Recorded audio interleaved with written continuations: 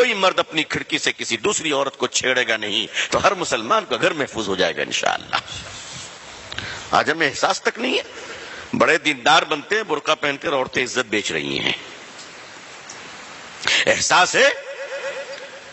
اپنے محلے کی خبر رکھی ہم نے، پوری دنیا کو زکوٰۃ بانٹ دی، گھر کے قریب میں بیوہ اور متعلقہ عورتیں اپنے پیٹ کو پالنے کے لیے برقع پہن کر ہوٹلوں میں جا کر غیروں کے بستر پر پہنچ رہی ہیں۔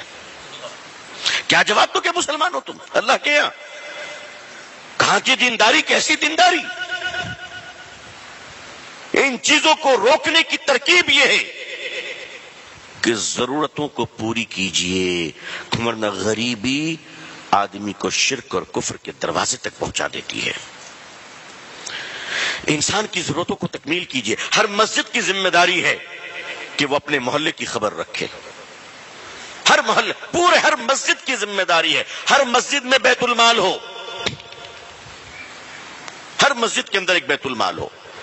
ہمارے محلے میں بیوہ کتنی، طلاق شدہ کتنی ہے، معذور کتنے ہیں، بزرگ کتنے، ریٹائرڈ کتنے ہیں، یتیم بچے کتنے ہیں، تاکہ وہ لوگ بھیک نہ مانگیں، ڈراپ آؤٹ نہ کریں، عصمت نہ بیچیں، ان سب کو وظیفہ جائے، ان کو ایک مناسب جاب مل جائے، کام مل جائے، ان کی عزت و آبرو کا خیال کیا جائے۔ آج ان کی غریبی کا فائدہ اٹھاتے ہوئے مسلمان عورتوں کو لون دیے جا رہے ہیں اور سود کے نام پر ان کو لوٹا جا رہا ہے، اور وہ عورتیں جب پیسہ نہیں دے پا رہی ہیں تو ان کو ہوٹلوں میں بلا کر ان کی عزتیں تار تار کی جا رہی ہیں، اور ہم چودھری اور سیٹھ صاحب بن کر بیٹھے ہوئے ہیں۔ بولیے سب ہو رہا ہے کہ نہیں ہو رہا ہے؟ بتائیے گراؤنڈ ریالٹی ہے کہ نہیں؟ یہ اس کو آپ روکیں گے نہیں، نسلیں برباد ہو جائیں گی، نسلیں برباد ہو جائیں گی۔ پھر آپ کہاں سے تیار کیجئے گا نسلوں کو؟ آپ کو تو اندر سے کھوکھلا کیا جا رہا ہے، اوپر سے بالکل ٹھیک ہیں آپ، اندر سے آپ کی جڑیں کاٹ دی گئی۔ لوگ کہتے ہیں بیٹیاں آج مرتد ہو جا رہی، نعوذ باللہ۔ نہیں، آج نہیں ہو رہی ہے۔ حضرت تھانوی کے سامنے، حضرت تھانوی علیہ رحمہ سے کسی نے کہا حضرت فلاں آدمی کفر پہ مر گیا، حضرت نے فرمایا نہیں، کفر پہلے آئی تھی، ظاہر اب ہوا ہے۔ یہ جو مسلمانوں کی بیٹیاں مرتد ہو رہی، نعوذ باللہ، یہ مرتد وہ تو اظہار ہے۔ سوچو کسی کے ساتھ بھاگ جانا وہ تو آخری قدم ہے، کئی سالوں سے رشتے چل رہے تھے، تب تم نے نگاہ نہیں رکھی، تب تم نے نگاہ نہیں رکھی۔ کوئی بیٹی ندی میں کود کر جا رہی ہے تو پورے ہندوستان کا کلیجہ منہ کے باہر آ گیا۔ کتنی بچیوں کو اور کتنی بیویوں کو آگ لگا کر مارا جا رہا ہے، زہر دے کر مارا جا رہا ہے، تب تمہارا کلیجہ باہر نہیں آتا؟ تم اللہ سے نہیں ڈرتے؟ اس لیے لوگوں، اپنی عورتوں کے اور بچوں کے حقوق کے تئیں اللہ سے ڈرتے رہو۔ خطبۃ الوداع میں، آخری خطبے میں، عرفات کے میدان میں اللہ کے آخری رسول صلی اللہ علیہ وسلم نے جو پوری دنیا کے مسلمانوں کو اور قیامت تک کے لیے مسلمانوں کو جو پیغام دیا آپ نے، اس پیغام میں ایک جملہ یہ بھی ہے کہ لوگوں، اپنی عورتوں کے حقوق کے تعلق سے فکر مند رہنا، قیامت کے دن پوچھو گی تم سے۔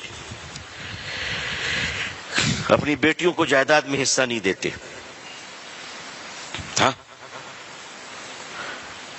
7 حج کر چکے ہیں، 15 عمرہ کر چکے ہیں، بیٹی کو حصہ نہیں دیتے۔ باپ مر گیا تو بھائی حصہ نہیں دیتا، جبکہ باپ کی جائیداد میں بیٹی کا حصہ ہے۔ یہ فیصلہ مولوی کا ہے یا اللہ کا ہے؟ بولو بھائی، اللہ کا ہے۔ یہ شریعت مولوی کی ہے یا رسول اللہ کی ہے صلی اللہ علیہ وسلم؟ باپ کی جائیداد میں بیٹی کا حصہ ہے، چاہے ایک کیل نکلتی ہو، ایک پتھر نکلتا ہو، وہ اس کو دو، اور اگر تم نے نہیں دیا تو سن لو لوگوں، تم تہجد گزار ہوگے، تم دیندار ہوگے، تم بیت اللہ جاتے ہوگے، تم کعبہ کے اندر گئے ہوگے، تم ملتزم میں چمٹ کر روئے ہوگے، کعبہ کا غلاف تم نے رکھا ہوگا، زمزم سے تم نے غسل کیا ہوگا، ریاض الجنہ میں تم بیٹھے ہوگے۔ ان سب کے باوجود اگر تم نے اپنی بیٹی کا حق نہیں دیا اور بہن کا حق نہیں دیا تو ڈاکو بن کر مرو گے، ڈکیت بن کر مرو گے۔